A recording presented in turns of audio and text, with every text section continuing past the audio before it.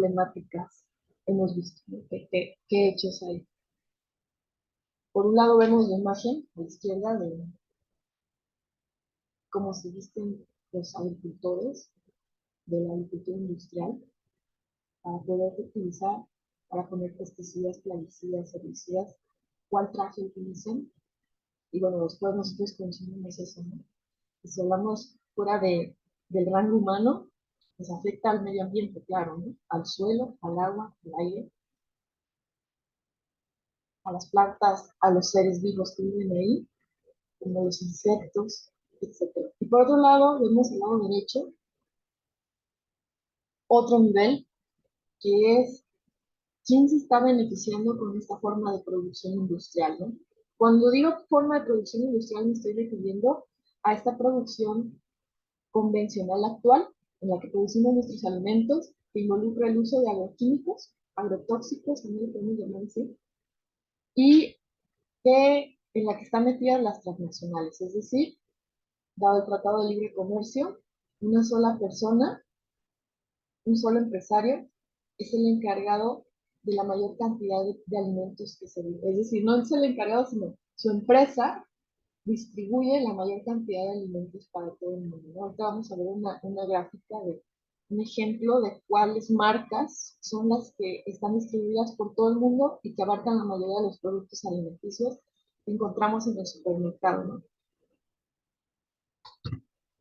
Y bueno, justo lo que hablábamos, ¿no? De que el modelo industrial está en mano de las transnacionales y que este modelo industrial, obviamente, como se distribuyen alimentos en todo el mundo y se fabrican en una zona, pues hay que distribuir ese alimento y esto es dependiente del petróleo. Por el simple hecho de distribuir el alimento, pues necesitamos combustible, en este caso el petróleo, para distribuirlo, pero no solamente por ese lado, sino también en el momento de la producción, pues los tractores también necesitan combustible.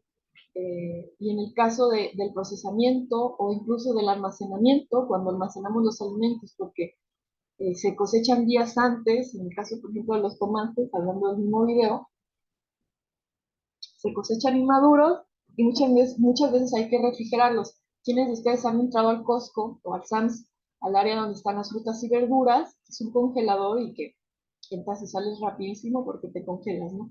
Entonces, estas máquinas de refrigeradores y congeladores también utilizan mucha energía y emiten bueno, y emiten emisiones.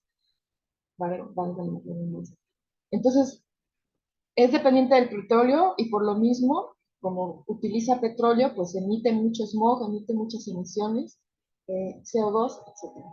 Y además, como vimos en el video de la Isla de las Flores, la comida alimenta menos del 30% con este modelo. ¿Por qué? Porque mucho de este alimento se produce para alimentar al ganado, ¿sí? Para fabricar los forrajes, los piensos, para fabricar biocombustibles ahora con las nuevas políticas, que ya no vamos a utilizar petróleo, pero sí vamos a utilizar biocombustibles, bioetanol fabricado a partir de los cereales. Entonces, pues la mayoría de las cosas que siembra el modelo industrial es para ganado y biocombustibles. Y una muy pequeña parte, aquí unos menos del 30%, es para alimentar a los humanos. Y además, sin considerar que esa distribución de alimentos es desigual, ¿no? Que tenemos por un lado personas con hambre y por otro lado personas obesas. Entonces, pues, estamos hablando de algunas problemáticas que se vieron en el video, pero que no solamente están en el video, sino que están en la actualidad. Y cada vez nos estamos dando más cuenta, ¿no? Entonces, aquí vemos otras problemáticas en el gráfico de cómo este modelo que utiliza los químicos, que es en monocultivo, eh, sistemas intensivos que no protegen el suelo ni los recursos naturales, pues están causando erosión del suelo, contaminación, agotamiento de los recursos del agua, porque no estamos utilizando una gestión del agua, no estamos cosechando agua de lluvia, no estamos permitiendo que los suelos sean fértiles y permitiendo que haya esa infiltración de agua cada vez que llueve, ¿no? ¿Cuántos de ustedes han visto suelos aquí en la ciudad que pareciera como esta imagen que nos ponen de las zonas desérticas, ¿no? Que se ven las grietas. Estos son los suelos erosionados y en suelos así es imposible que el agua infiltre, que el agua penetre y que recargue los mantos, porque como está erosionado, lo que hace es que llueve y el agua rebota y se va por la alcantarilla, ¿no? Entonces otra vez se vuelve a ensuciar con las aguas negras y perdemos toda esa agua limpia que cayó del cielo con la lluvia y bueno, todavía más problemática, ¿no? Entonces, contaminación atmosférica con la maquinaria y la tecnificación, que ya era lo que platicamos de las emisiones. Entonces, bueno, aquí se menciona que la industria, pues la agricultura industrial es responsable, en el caso de la agricultura, como ya mencionamos, por el simple hecho de la producción con la maquinaria, con la distribución, con el almacenamiento, emite del 44 al 50% al 57% de gases de efecto invernadero, CO2 y metano, ¿no? Entonces, por aquí estamos viendo también, hay un porcentaje de cuánto de esos alimentos es basura, se va al relleno sanitario, o como en el video de la Isla de las Flores, se va a zonas aledañas, y pues cuando está en esta manera que no se gestiona, emite metano, y el metano es un gas de efecto invernadero mucho más fuerte que el dióxido de carbono, ¿no? Y esto pues hace o impulsa que las radiaciones de estos gases de efecto invernadero pues calienten más la atmósfera, ¿no? Y el tan mentado cambio climático, pues sí se está viendo acrecentado por tanta emisión de efecto invernadero, ¿no? Es algo natural el cambio climático, el clima de la Tierra siempre ha estado cambiando, pero las emisiones de dióxido de carbono son capaces de retener el calor y entonces aumenta todavía más este calor en la atmósfera y en la Tierra. Bueno, es otra cosa que comentábamos como algo sorprendente como vemos en la imagen, peras que se cultivaron en Argentina, se empacaron en Tailandia y se distribuyeron a Estados Unidos, a México y a Latinoamérica, ¿no? Y luego van y vuelven, ¿no? Entonces vemos esta distribución de alimentos como, pues, cuánto se gasta de energía, de recursos, sin mencionar lo barato que lo dan, sin el precio de un producto como este, que es la pera, tú compras en un supermercado, no considera todo el gasto y todo el impacto ambiental que genera producir así alimentos. Si realmente considerábamos cuántas emisiones emite, cuánta agua se gasta, cuánto combustible, pues este producto debería ser carísimo, ¿no? Pero no se está considerando. Entonces, esto está disminuyendo la gastronomía local porque como es tan barato y como se produce en masa, es incluso mucho más barato que los productos locales, ¿no? Y que es algo súper, a esto se le llama dumping, ¿sí? Cuando tú das algo mucho más barato que el precio normal, y entonces todos compramos eso porque es más barato, ¿sí? Esto lo hace mucho, pues, China, y por eso hay tanto controversia con los productos chinos. Se le conoce como dumping. Entonces, bueno, hablando del tema de la dependencia del petróleo, pues es bien sabido la guerra con Rusia y Ucrania. Rusia actualmente es el principal exportador a nivel mundial de fertilizantes agrícolas. Entonces, con la guerra, este precio ha aumentado muchísimo y ha hecho que en este año eh, se haya buscado, o sea, se busque otras alternativas de producción que no sean los fertilizantes, que puedan ser, por ejemplo, bioinsumos u otro tipo de cosas que se pueden hacer con compostaje más barato, que también ayude a alimentar a la tierra, y entonces se está haciendo que haya un cambio global, porque pues esto todos le comprábamos a Rusia, ¿no? Y los fertilizantes se utiliza la agricultura industrial. Entonces, estamos en un momento en el que los cambios se están dando por obligación, pero se están dando. Entonces, se está dejando de un lado la producción agrícola con químicos porque están siendo muy caros y estamos volviendo a ver alternativas como nos ofrece la agroecología, que vamos a platicar qué es. Entonces esto es algo muy importante porque ya no es solamente de que hay problemáticas y tenemos que actuar, sino que ya estamos obligados a hacerlo porque ya no alcanza el dinero para producir alimentos de esta manera en la que estábamos acostumbrados a producir. Aquí dice, ha aumentado 300% el precio en los últimos meses. Entonces, realmente esta guerra está afectando los sistemas alimentarios.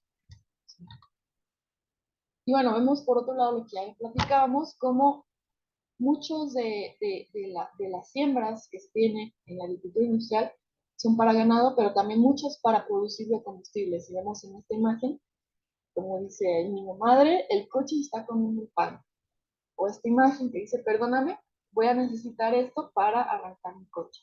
¿Por qué dice pan y por qué hay un maíz? Porque son cereales y a partir de los cereales se está produciendo biocombustible. Hay un aumento del 50% de la demanda de grano y aceite vegetal para producir biocombustible. Dadas a las políticas globales, ya no permiten utilizar tanto el petróleo que emite dióxido de carbono. Entonces, bueno, por otro lado, hay una realidad, entonces, ¿quién produce la comida que consumimos la mayoría de las personas? Sí, sí, es cierto que la agricultura industrial produce en su gran parte comida para el ganado y para los combustibles, entonces, ¿quién produce nuestra comida? Y es algo que se habla muy poco porque es poco sabido, pero es una realidad. Los campesinos y los pequeños productores son los que proveen el 70% del alimento para la población mundial y producen esta comida con menos del 25% de los recursos. Es decir, lo poco que nos deja la agricultura industrial nos está sirviendo para alimentar al 70% de la población.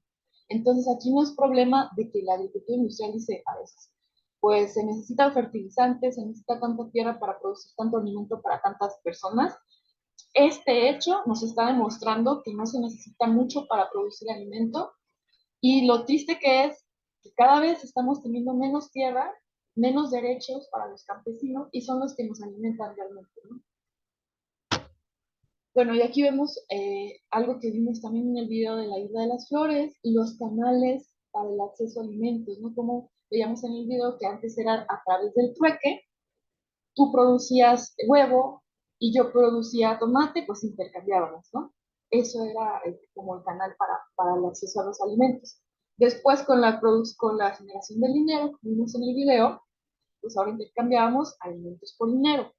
Y después, como vemos en esta imagen, llega un momento donde llegan los empresarios, los intermediarios, ya no sabemos cómo organizarlo, y entonces actualmente, pues quien produce el alimento eh, firma contrato con un intermediario, la persona que quiere obtener el alimento paga y pues la realidad es que como ya lo platicamos, actualmente los campesinos y los agricultores ganan muy poco porque el intermediario se lleva la cantidad, incluso más, mucho más que el productor. Pues ya no sabemos quién produce nuestra comida, cómo la produce, si le pone químicos, si no le pone. Nosotros ya no producimos alimentos, no sabemos cómo crece un tomate, no sabemos de dónde vienen nuestros alimentos y pues cada vez nos estamos volviendo más dependientes y si como vemos estamos yendo hacia una crisis donde este sistema ya no es sostenible, pues ¿qué vamos a comer si no sabemos producir alimentos? Entonces, me comentaba su maestro que esta materia de habilidades para la vida, pues una habilidad para la vida es comer, ¿no? Y saber producir sus alimentos, pues es esencial. Por ahí una comunidad muisca eh, de Colombia, los abuelos mencionan que un adulto es aquel que sabe producir sus propios alimentos, es decir, sembrar sus propios alimentos y construir su propia casa. Y esto es comparado con todos los demás seres vivos, como los pájaros, otros animales, eh, que lo primero que hacen, o sea, cuando ya son adultos, pues buscan su propio alimento, las tortugas, etcétera, y hacen su nido, ¿no? En el caso de los pájaros. Pues, ¿cuántos de nosotros somos adultos realmente en la ciudad? Pues muy pocos, ¿verdad? Si es que ninguno. Entonces, esto que se menciona, que no hay suficiente alimento para todos, vamos a ver si realmente es cierto, ¿no? Eh, la verdad es que la producción de alimentos sobra, ¿sí? Yo tengo un hermano que trabaja en la gastronomía y me comenta cuánto alimento se tira en los restaurantes, ¿sí? Y no nos vamos a los restaurantes, sino a nuestras casas. ¿Cuánto alimento se echa a perder en el refrigerador? ¿sí? Como vimos en el video de la isla de las flores, qué triste que ese alimento tenga que dar a la basura para que alguien lo consuma, ¿no? ¿Cuánta incongruencia hay? Pues se desperdicia del 33 al 40% de los alimentos que se producen. Y este desperdicio tampoco obviamente considera, solo estamos hablando del desperdicio de alimentos, pero en ese alimento que se desperdicia también va el agua que se utilizó para producir, los nutrientes que se tomaron del suelo, el trabajo del campesino, etcétera. Entonces, como ya vimos, el 75% de la producción industrial que se utiliza realmente para producir agrocombustibles y forrajes para animales, ¿no? Bueno, y cada vez hay más concentración de la tierra en grandes extensiones. Una sola persona es dueña de muchísima tierra y cada vez se está vendiendo la tierra. Hay menos tierra para los campesinos, que son los que producen nuestra comida, y más tierra para las grandes empresas que tienen sus intereses y no piensan pues en la crisis que estamos viviendo, que es actual. Bueno, aquí me pasó poner una diapositiva, voy a pausar la grabación para agregarla. Bueno, continuamos. Quise agregar esta diapositiva porque es muy importante, es algo que se sabe. Alfonso Gómez Garza, Romo Garza, perdón, pues ahí pueden investigar quién es. Siembra más de 7.500 hectáreas con soya, 7.500 hectáreas. Sí. Jacobo Jacur, en Campeche, más de 8.000 hectáreas. Y los menonitas tienen 12.000 hectáreas de desmonte, es decir, eh, deforestaron todo el monte para sembrar sorgo, maíz y soya, 12.000 hectáreas, ¿no? Y si hablamos de quiénes compran los cereales para ganado, hay un comprador en Yucatán. Este es una investigación de un maestro este, que investigó pues cuántas hectáreas tienen estas personas en esta zona, que compra soya para puercos y posee 120 granjas porcinas. Entonces imagínense, una sola persona tiene 120 granjas porcinas. ¿Cuánto forraje compra para estos puercos? Es un negocio, ¿no? Y una sola persona, es un negocio de una sola persona. Bueno, entonces, un poquito ya hablando de lo mismo, ¿no? De esta desfase de para quién estamos produciendo el alimento, para qué, ¿no?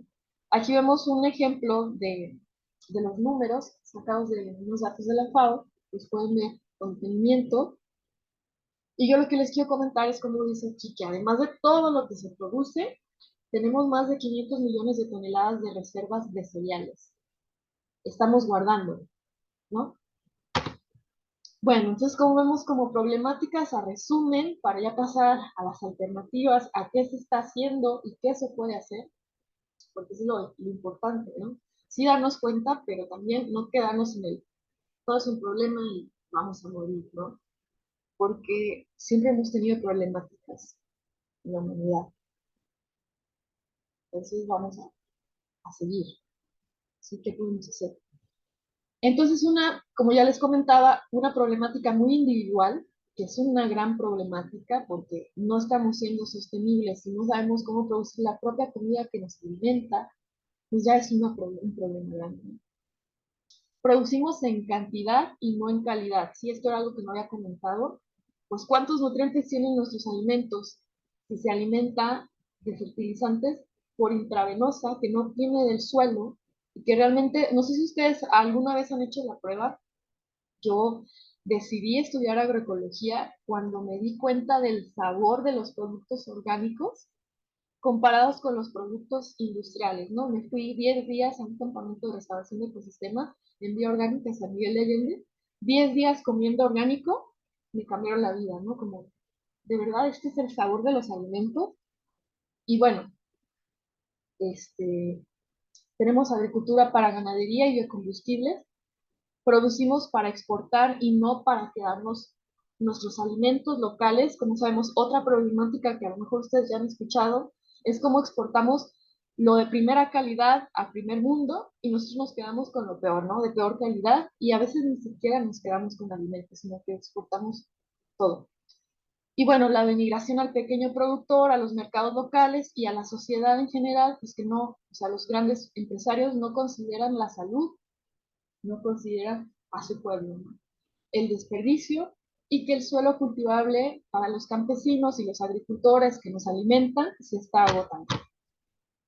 ¿Sí? ¿Qué tan común era que los abuelos tuvieran tierras, los papás tuvieran tierras y se heredaran a los hijos, ¿no? Ahora esas tierras ya se vendieron a los empresarios y entonces, en mi caso, los hijos, que somos nosotros, que somos esta generación de los 90, de los 2000, ustedes ya son los 2000, pues ya no tenemos tierra para producir, ¿no? Ya no, ni siquiera sabemos producir para empezar y después ya no tenemos tierra. Entonces, ¿qué tal? Perdón, ¿qué onda? Esta diapositiva ya la vimos. Cambios ambientales globales. Y ahí nada más estamos hablando de problemáticas sociales, políticas, económicas, pero si hablamos de cambios, de problemáticas ambientales, pues todavía menos insostenible el sistema de producción que tenemos. Pues por aquí ya lo habíamos comentado, la acidificación del suelo y la tierra, del agua y la tierra, perdón, por este uso de fertilizantes químicos que están llenos de sales, entonces nos acidifican el suelo y el agua, y pues con tanta sal ningún ser vivo puede vivir, muy pocos, ¿no? Que son llamados halófitos. Y bueno, la desertificación, que como les comentaba, cada vez es más común ver la tierra que nos rodea y verla toda agrietada, toda erosionada, ¿sí? La lluvia, cada vez hay más sequía, el cambio climático, como comentaba, por esta emisión de gases de efecto invernadero, que acrecentan el calentamiento global.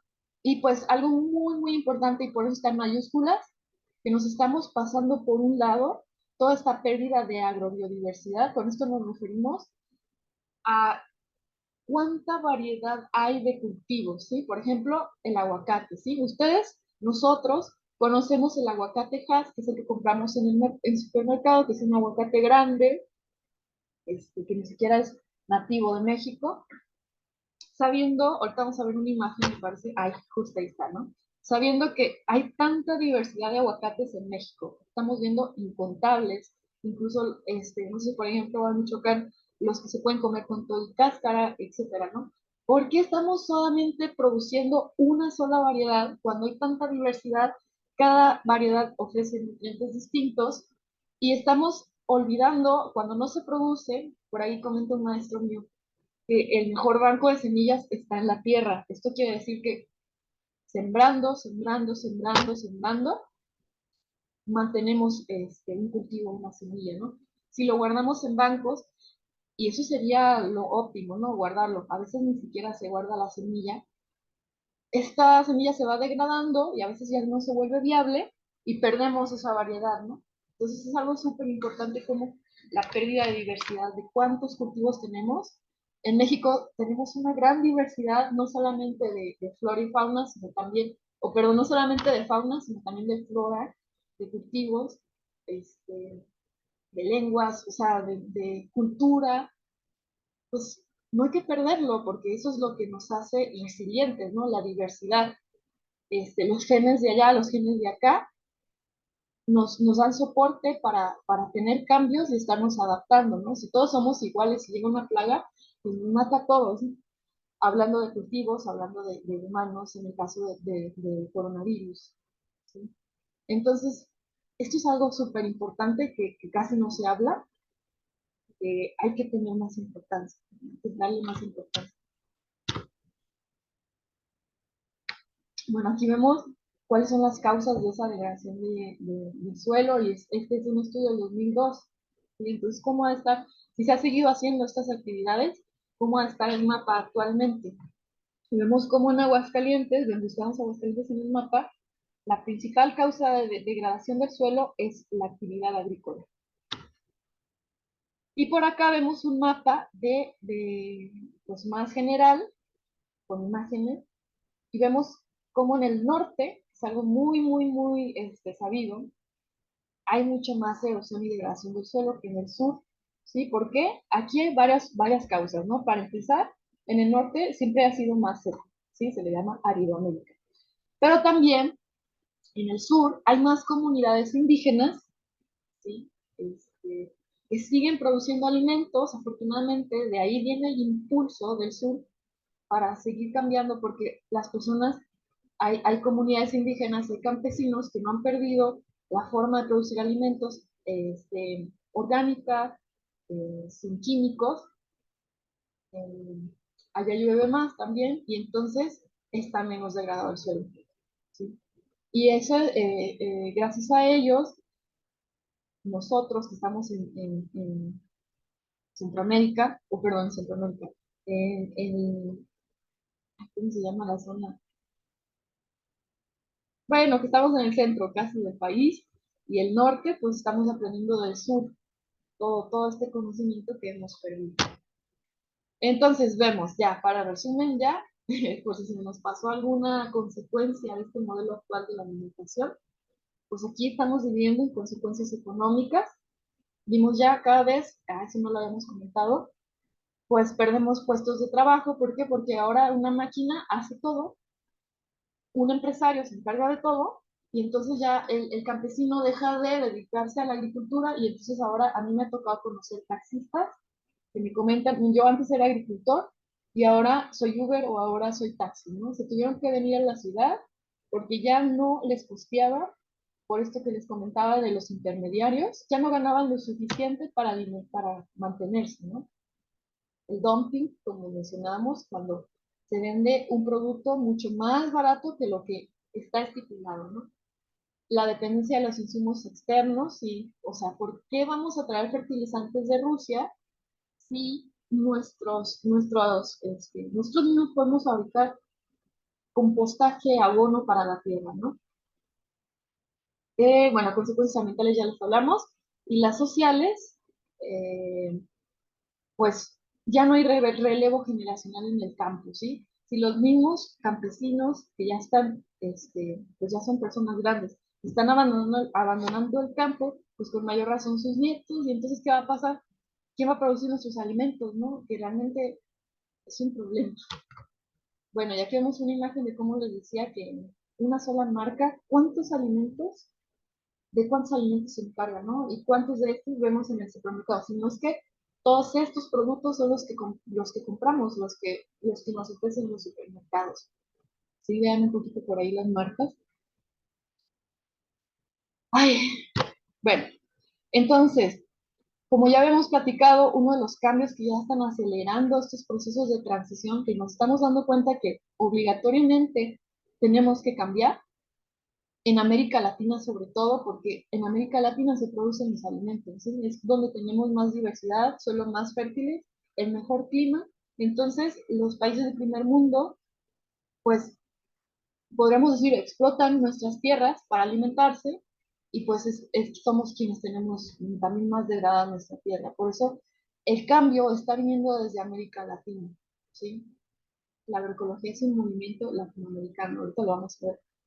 Entonces, número uno, como ya mencionamos, pues la guerra de Rusia y Ucrania, que los fertilizantes son más caros.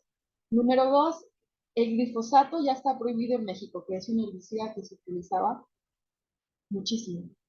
Hay políticas a favor de la agroecología en América Latina. este, la crisis alimentaria actual, ¿sí? El cambio climático y la pandemia, ¿no? Con la pandemia, ¿qué nos pasó? Se cerraron las fronteras y entonces aumentó el comercio local, ¿sí? Pues incluso en la radio, ¿no? Escuchábamos y se sigue diciendo consume local, consume local. Y antes de la pandemia, para nada se mencionaba eso, ¿sí? Entonces, también muchas personas, incluyéndome, empezamos a producir para autoconsumo, ¿no? ¿Cuántos de ustedes empezaron o quisieron empezar un huerto en casa, ¿no? O tomaron un curso o empezaron su composta? Entonces, a mí me pasó, ¿no? Yo con mi familia empezamos nuestro huerto, y de ahí decidí estudiar ahora agroecología, ¿no?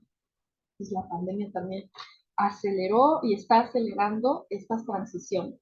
Entonces, ¿qué hacer? Vamos a hablar de qué hacer. Ahí vemos una imagen de soy yo en mi casa, en la terraza, y un día de cosecha de tomate, ¿no? ¿Cuánto tomate salió? y incluso pudimos alimentar nuestra familia y otra familia que está vinculada a nosotros. Bueno, entonces aquí vemos alternativas, ¿sí? Ahí está la revolución verde, que esa revolución verde representa la agricultura industrial química actual, a la convencional. Vemos a la agroecología, a los transgénicos y al orgánico, ¿sí? Aquí no me voy a detener mucho porque hay mucho tecnicismo, pero si ustedes tienen dudas al final de la charla, me pueden preguntar cuáles son las diferencias claras entre cada un tipo diferente de producción. Pero bueno, ahorita nos vamos a enfocar por la charla en Revolución Verde, que es agricultura industrial, y agroecología, ¿sí?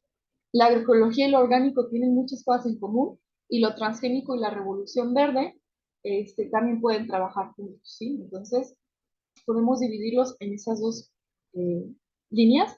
Y como ya vimos, los desafíos para todas estas formas de producción, todas tienen estos desafíos, que son el cambio climático, el hambre, la pobreza, la pérdida de la biodiversidad, este, cuáles son los requisitos que deben tener nuestras nuevas formas de producción, dados estos desafíos. Primero, no depender del petróleo, ¿sí? Por la alza en los costos, porque va a acabarse el petróleo alguna vez y porque además emite muchos dióxidos de carbono, ¿no?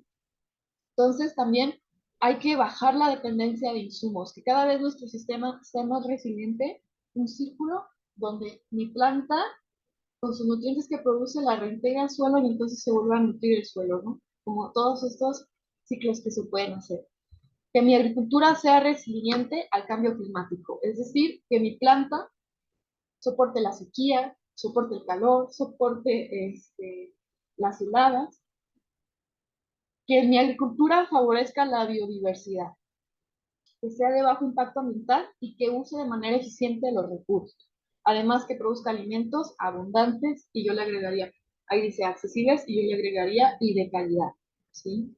Entonces, dice, criterios y umbrales para cubrir los requisitos del futuro. Eh, bueno, un poquito más, hay que secuestrar carbono, es decir, que no se emita más dióxido de carbono, sino que se fije a través de muchas estrategias, pero una de ellas, pues las plantas, ¿no? Las plantas utilizan el dióxido de carbono y emiten oxígeno. Eh, y bueno, hay muchas cosas que pueden hablar, ¿no? Pues aquí ya estamos llegando a lo que me pidieron que platicara con ustedes. Todo esto fue una introducción para que ustedes y yo también, pues recordemos que en dónde estamos parados, ¿sí? Cuál es nuestro presente y hacia dónde vamos o hacia dónde queremos ir. Entonces, aquí vemos dos formas de ver qué se ha hecho con esta problemática, sobre todo la del hambre, qué se ha hecho de políticas gubernamentales y qué se propone actualmente. Que ya vimos que la seguridad alimentaria no es suficiente para resolver los problemas del hambre, ¿sí? Entonces, la seguridad alimentaria nos dice, en qué forma general, para no tardarnos mucho, alimentos para todos, que todos tengan alimentos, y hasta ahí. No habla si son de calidad, no habla de cómo se producen, sino que todos tengan suficiente alimento. Eso habla la seguridad alimentaria, y en eso están basadas las políticas globales actualmente. Por otro lado, la soberanía alimentaria nos dice, sí, que haya alimentos para todos, pero que sean de calidad y que sean producidos de una forma segura, es decir, sin químicos, y que también sean amigables con el medio ambiente, ¿no? Entonces, por ahí vemos en la imagen, aliméntate sano, seguro y soberano. Con la parte de soberanía o de soberano se refiere a que seamos libres de decidir cómo se producen nuestros alimentos y que no llegue alguien y nos imponga así se producen, que fue lo que sucedió con la Revolución Verde, ¿sí? Que también es otro tema que podemos tratar si tienen dudas. ¿Sí? Aquí se quedan platicando conmigo, como buscan después por mis redes sociales, ¿sí? Entonces, bueno, vamos a leer un poco porque sí me interesa que veamos esta nueva perspectiva de la que no se habla mucho, que es la soberanía alimentaria, lo voy a leer, ¿sí? O le voy a pedir a alguien que lo lea, ¿sí? Bueno, enfatiza la producción, distribución y el consumo ecológicamente adecuados, la justicia socioeconómica, es decir, social y económica, la organización local participativa, la defensa del territorio, ¿sí? Que no lleguen las transnacionales y nos quieran comprar el terreno, resaltando los sistemas de alimentación y consumo locales como medios para combatir el hambre. ¿Sí? Entonces vemos, es una visión mucho más integral.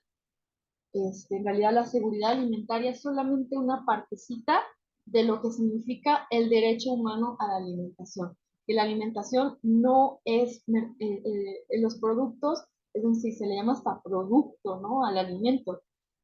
La alimentación no es mercancía, sino es un derecho, ¿sí? Y hay que saber alimentarnos para vivir bien. Entonces, después viene la soberanía alimentaria, que engloba, yo decido qué me hace bien, qué se produce de forma local, qué cultivaban mis abuelos, de qué se alimentaban, qué plantas crecen en el campo, las que me puedo alimentar, que son gratis, cómo puedo fabricar, cómo puedo producir yo mi propio alimento sin depender, ¿sí? Todo esto, mi familia, cómo nos podemos organizar con los vecinos, cómo nos podemos organizar para que produzcamos alimento en la colonia, ¿sí? Y después viene que alcance el alimento para todos, ¿no? Primero, el alimento es un derecho, después yo decido cómo alimentarme, y tercero, que nos alcance.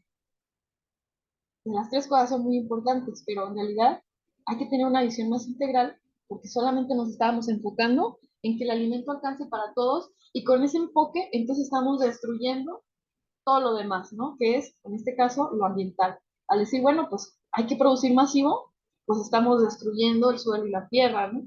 Pero hay que tener una mirada integral, que es algo que ya estamos teniendo, ¿verdad? Afortunadamente. Entonces, como aquí vemos, lo que ve el gobierno, que bueno, ya no vamos a echar culpas, pero bueno, las políticas globales, pues es la seguridad alimentaria, y ven el hambre como un problema técnico de producción y distribución, y hasta ahí, ¿no? Pero en realidad, desde la sociedad civil, se está viendo, ¿saben qué? En sociedad civil, pues son grupos de personas organizadas que no dependen del gobierno, pues estamos viendo el hambre no es un problema técnico, sino es un problema político, ¿no? Y lo que necesitamos es políticas agrícolas nuevas que nos den este derecho a los pueblos y las naciones para decidir, organizarnos y sobre todo el derecho a los campesinos, ¿no? Y que vivan dignamente, que tengan derechos, que tengan seguro social, que es algo que no se tiene, ¿no? Yo trabajo actualmente en la agricultura, podría decirse, no soy campesina porque no produzco diferentes productos, yo me dedico al agave y yo no tengo seguro social, ¿no? Yo no tengo prestaciones, yo no tengo, etcétera, ¿no? Algo que no está definido para las labores de estos profesionales. Y en este caso yo soy profesional, ¿no? Y así, ahora imagínense los campesinos. Entonces, bueno, ¿qué propone de manera sistémica la soberanía alimentaria? Vemos en la parte la agricultura industrial, cómo este mapa pues, genera la crisis actual, que está dependiendo del petróleo y dependiendo, genera un círculo de dependencia, ¿no? Vemos ahí como por todos lados dice dependencia. Y por otro lado, la soberanía alimentaria involucra no solamente algo tan sencillo como insumos y producción, sino también debe de haber un diálogo de saberes. Es decir, el nieto que hable con el abuelo, se comunique y les diga, ¿sabes qué? En mi experiencia yo aprendí que se debe tratar así la tierra, un diálogo de saberes con los vecinos, etcétera, ¿no? Prácticas agroecológicas, ya vamos a llegar a qué es agroecología. Sí, todo esto es una introducción. Procesos participativos, es decir, voy a involucrar a todas las personas, no solamente al productor, sino también al consumidor. No sé si ustedes conozcan el mercado, se llama Sendero Natural, está en las Fuentes de Sarina. Es el primer mercado local en Aguascalientes, lleva a cumplir creo que 6 años. Y pues ahí tú compras directamente de quien produjo el alimento o el producto, ¿no? Entonces, este es un proceso participativo. Estoy involucrando productor-consumidor, una cadena directa sin intermediarios, ¿no? Entonces, la economía solidaria, que también es todo un tema que podemos hablar, pero habla simplemente de otras formas de economía, ¿no? Ahí incluso puede incluirse el trueque, ¿no? Otra vez, cuando sea posible, porque no intercambiar, ¿no? Y bueno, la defensa del territorio, es decir, unirnos para quedarnos con las tierras que nos pertenecen. ¿Sí? Entonces, bueno, ya llegamos a qué es la definición de agroecología y todavía les voy a pedir a alguien que lo lea porque es algo muy importante, ¿no?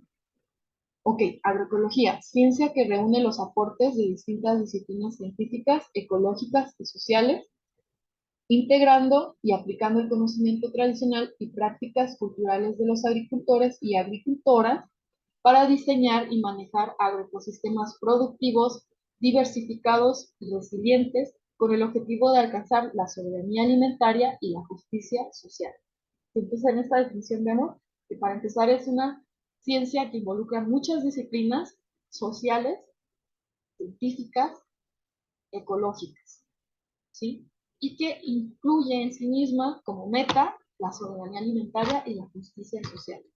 Entonces, es como ya les había comentado, es un movimiento que inicia en Latinoamérica, porque en Latinoamérica estamos viendo los problemas, es como el rebote de todo el sistema de producción mundial cae en Latinoamérica, ¿no? Entonces vemos unos principios que es diseño y manejo sostenible de los sistemas, de los ecosistemas, conservar los recursos naturales, manejo adecuado de la biodiversidad y minimizar el uso de productos tóxicos, ¿sí? Bueno, y aquí vemos la flor de la agroecología, que aquí ya vemos muchas más disciplinas de cómo se involucran. Vamos, véanlo con detenimiento, pero yo les voy a comentar unas pocas. Vemos cómo ahí está la soberanía alimentaria, la acción participativa que es involucrar a todos, los sistemas alimentarios, ahí vemos cómo están los huertos familiares, los mercados locales, consumo responsable, la salud alimentaria, la agricultura urbana. ¿Por qué en la ciudad no podemos producir alimentos, no? Si en la ciudad comemos. Y bueno, prácticas agroecológicas que involucra el control biológico, es decir, ya no utilizar plaguicidas, no biofertilizantes, bioplaguicidas, controlar de manera biológica. Eso también, si tienen dudas, es que es mucho lo que podríamos hablar, ¿no? Pero si algo les queda de duda en algo que estoy diciendo, con todo gusto pregúntenme, ¿sí? Y bueno, la permacultura es algo también muy interesante. Y bueno, ahí estamos viendo cómo también la valorización de los saberes campesinos e indígenas, el enfoque de género, porque es una realidad que la mayoría de las personas que producen nuestros alimentos son mujeres, ¿sí? Son campesinas. Es algo que no se sabe y que para empezar no se les remunera el trabajo, ¿no? Lo hacen para alimentar a su familia, pero nadie les paga, ¿sí? No tienen derechos tampoco. Y bueno, entonces por acá vemos también una distinción entre lo intensivo, lo químico, lo industrial y lo agroecológico. Y por ahí vemos señalado que son cosas bien importantes. La ética es un valor fundamental en la agroecología y en lo industrial está difuso, ¿sí? En lo industrial hay un solo tipo de hacer agricultura y en lo agroecológico existen varios tipos de hacer agricultura dependiendo del contexto, ¿sí?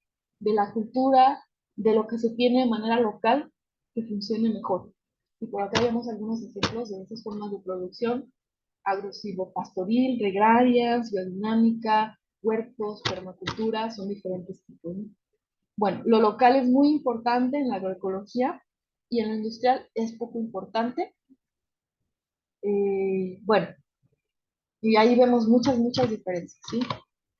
Entonces, algo muy importante que ya comenté, hay que considerar que México es uno de los 5 países más megabiodiversos, es decir, es megabiodiverso, es uno de los 5 países más diversos en biodiversidad del mundo, ¿sí?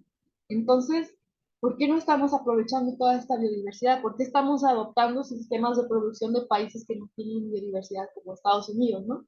Que sí tiene, pero no tanta como nosotros.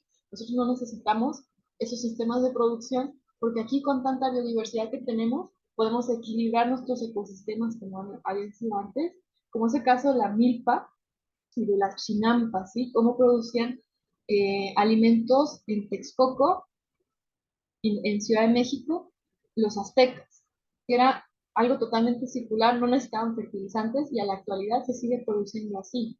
Y eso es un ejemplo de agroecología. La milpa, por ejemplo, también que producimos no en monocultivo, sino en policultivo. Tenemos maíz, frijol y calabaza en el mismo sistema. Y esos 3 cultivos se aportan diferentes nutrientes que no necesitamos ni riego ni fertilización. Y tenemos nuestra cosecha. Entonces, esos son 2 ejemplos de cuántos podría haber con tanta diversidad que tenemos en nuestro país. ¿Cuántos maíz, cuántas diferentes variedades de maíz tenemos? Y no solamente eso, sino en nuestra gastronomía, cuántas diferentes formas tenemos de producir alimentos, cuántos diferentes platillos tenemos con el maíz, cuántos diferentes platillos tenemos con el chocolate, etcétera, ¿no? Y si nos vamos a otros países, por ejemplo, Estados Unidos, pues solamente comen hamburguesas, ¿no? Y estamos queriendo adoptar sus formas en nuestro país tan diverso. Y no digo que cuál país sea mejor, sino este es nuestro país y estos recursos tenemos, ¿no? ¿Por qué no trabajamos con nuestros propios recursos? Entonces aquí vemos una imagen, un gráfico de qué es esto que se le llama patrimonio cultural, que es precisamente lo que estamos viendo, de la diversidad que hay biológica, para empezar, y también cultural. Y entonces se vuelve un patrimonio cultural que hay que defender, que hay que proteger y que hay que desarrollar también, ¿no? Entonces, bueno, ya vamos a terminar. ¿Por dónde empezar a trabajar? Pues si en el suelo se producen los alimentos, pues hay que regenerar los suelos, ¿no? Toda esa microbiota, toda esa vida que hay debajo de los suelos, se puede restaurar, ¿sí? Entonces, hay, y es súper fácil. Bueno, no es fácil, requiere tiempo, pero a lo que me refiero es que no es caro, simplemente es alimentar el suelo. Primero. Pues aquí vemos un ejemplo de un sistema agroforestal, que es otra forma de producir agroecológico. Vemos cómo, si ustedes han ido a Tequila, es monocultivo, ¿verdad? O sea, ven puros agaves y puros agaves y puros agaves. Sea cual sea el monocultivo, o sea, si se siembra el monocultivo, genera problemas, ¿no? Y aquí estamos viendo una propuesta de cómo se pueden sembrar agaves con mezquite y con milpa. Tenemos muchas más diferentes cosechas en el mismo espacio y no estamos degradando la tierra, ¿sí? Si tienen dudas de por qué, me pueden preguntar, Jimmy. Y bueno, aquí estamos viendo un proyecto que yo tengo, otra idea muy importante, que es el rescate de las plantas nativas, que se le conocen como maleza, ¿no? O hierba mala, que en realidad son plantas que han resistido, que son locales, que han resistido el cambio climático, la sequía, que nadie las riega, nadie las siembra, están guardadas en la tierra y que la mayoría de ellas son medicinales y comestibles, ¿sí? Entonces aquí un proyecto que yo inicié el año antepasado es, aquí en Aguascalientes, ¿qué plantas? Malezas, entre paréntesis, que ahora ya les llaman arbences, para no decirles de forma despectiva, hay que podemos alimentarnos, cómo nos podemos alimentar de ellas, qué platillos podemos hacer y cuáles son medicinales, ¿no? Y por ahí también tuve un proyecto el año pasado con la Universidad Autónoma de Aguascalientes, un grupo de estudiantes se puso a investigar lo mismo y llegamos a una tabla, ¿sí? Y pues eso fue una investigación de un ratito, ¿no? Si nos clavamos más, pues vamos a ir encontrando más y más. Si les interesa esto, me dicen al final de la clase y les mando la tabla. E incluso este proyecto que se llama Cocina del Suelo. Bueno, modelos de producción. Vamos a pausar un poquito la charla para ver cuánto tiempo llevamos. Y listo, ya volvimos. Como decía, ya estamos terminando esta charla. Los modelos de producción que necesitamos actuales necesitan que no haya fluctuaciones del mercado internacional. O sea, no, la producción alimentaria no puede quedar fijada en las fluctuaciones, ¿no? ¿Qué está pasando en Argentina? Que cada vez sube más el alimento, cada vez hay más crisis, cada vez menos personas pueden comprar lo que necesitan, ¿no? Estas fluctuaciones del mercado internacional no son muy inestables. ¿Por qué no producir local, ¿no? Aquí habla de esto, ¿no? Familiar, agricultura familiar. A ver, familia, vamos a producir nuestros alimentos, como era antes, ¿no? Por ejemplo, a mí me platica mi padre que antes sus papás, es decir, mis abuelos, en su terreno tenían gallinas, en su terreno, o sea, casi todos los abuelos de nosotros eran campesinos, eran agricultores. Y si no, a ustedes no les tocó, entonces mínimo los papás de sus papás, o perdón, sus tatarabuelos fueron campesinos, ¿no? Entonces, quien quería comer, pues tenía que sembrar, ¿verdad? Entonces aquí, ¿por qué dejamos de hacer esto, no? ¿Por qué estamos dependiendo de los empresarios que no solo tienen intereses personales, ¿no? Entonces, ¿cómo se logra todo esto? Ya hemos platicado un poco de qué ofrece la agroecología, ya está teniendo mucho movimiento, que ya se está aplicando en muchos lugares en Latinoamérica. Pero bueno, primero eh, hay que estar en contra del acaparamiento de la tierra, hay que defender la tierra y hay que trabajarla, ¿sí? Eh, y algo muy importante que está ocurriendo ahorita, por ejemplo, en Chile eh, se perdió la defensa de semillas. En México hubo en este año también se quería pues, meter mucho de semillas transgénicas. Está prohibido, por ejemplo, sembrar maíz transgénico en México, porque si se permite, pues se pierde esa diversidad de maíz que tenemos, ¿no? Que nos distingue y que es base de nuestra alimentación. Pero pues lo hemos perdido con muchos otros cultivos, ¿no? En el caso de la soya, pues ya sembramos soya transgénica. Entonces, hay que tener también defensa de nuestras semillas, ¿sí? Y que se permita el libre intercambio, que es algo que se ha perdido en Chile y se ha perdido en muchos lugares, que si tú quieres intercambiar semilla, no se puede. Tienes que comprársela al empresario y no puedes cosechar semilla. Es decir, nuestro base para producir es la semilla y también nos las quieren vender, ¿no? ¿Qué nos falta? Que nos vendan nada más el aire, ¿no? Ya nos venden el agua, que son cosas que son gratis, ¿no? Son para la vida. Aquí dice, sin patentes sobre la vida, no hay que patentar la vida. Nadie es dueño de la vida. Entonces, bueno, priorizar la producción corta en los mercados locales, precios justos para los campesinos, el consumo responsable y local y el comercio justo. Entonces, aquí vemos cómo en políticas públicas, ¿qué se puede hacer? Prohibir el dumping, para empezar, ¿no? Que China no pueda dar sus productos más baratos que todos los demás, que todos los productos sean más o menos iguales. Este, bueno, ahí van más políticas de las que ya hemos hablado un poco, les pueden ver ahí un ratito, voy a descansar la voz.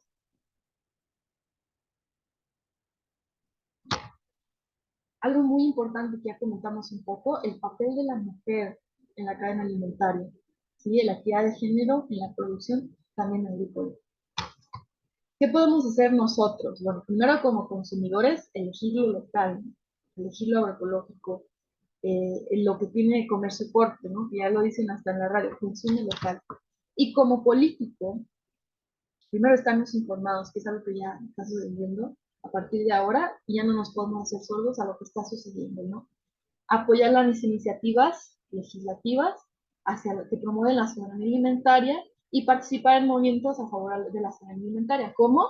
Pues empezar a saber, a sembrar, ¿no? ¿Cómo crece un frijol para empezar? ¿No? Que es algo que sí nos enseñaron en el kinder, que hicimos, pero pues no cosechamos, ¿verdad? Tenemos terrenito, a ver, papá, vamos a sembrar. Tenemos patio, a ver, vamos a levantar el cemento. Tenemos azotea, a ver, vamos a poner un huerto, ¿sí?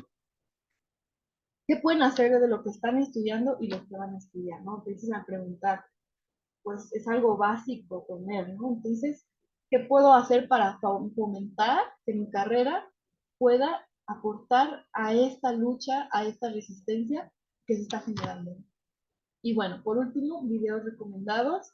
Ahí les recomiendo que vean la película Netflix, Besa el suelo, o Kiss the Ground, que está buenísima, que no sé si por ahí ya lo han visto. Y bueno, si tienen cualquier duda, me pueden contactar a través de mis redes sociales, que no las puse por aquí, pero es Aquí No Falta el Aire, canal de YouTube, Instagram, Facebook, me parece que ya. Eh, con cualquier duda, yo me dedico a asesorar a personas en la producción de alimentos desde huerto hasta suelo. Estudio agroecología, estudio biotecnología y actualmente pues a eso voy, ¿no? A ayudar a que cada vez produzcamos más alimentos para autoconsumo y la agricultura familiar, ¿no? Promover la agricultura familiar. Entonces, si quieren empezar y tienen dudas, con todo gusto escríbanme. Y pues, gracias por esta charla. Les voy a mandar una encuesta para que la contesten, porque esta charla es parte de una actividad que me puse en mi maestría de deporte.